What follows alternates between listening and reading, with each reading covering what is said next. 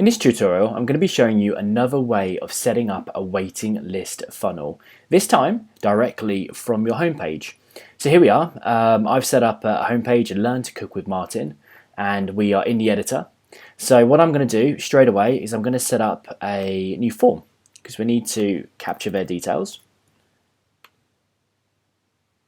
Perfect.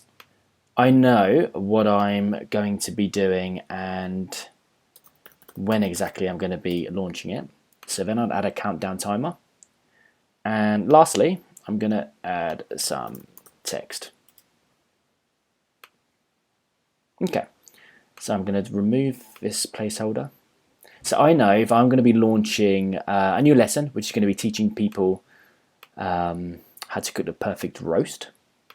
And I'm going to be doing this in 5 days and 5 hours. Obviously, you'd make it far more comprehensive. Learn how to cook the perfect roast.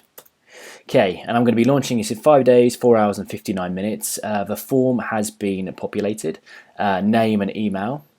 Now it's really important to note that obviously, as always, you can change the settings details for the submit button. You can change the design, the colors, the size of it.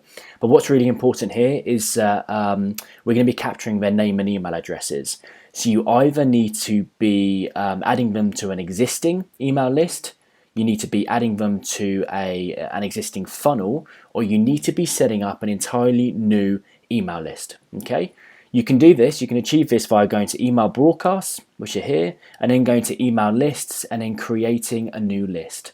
But this is the second part video of setting up your waiting list, and this is going to be directly from your home pages.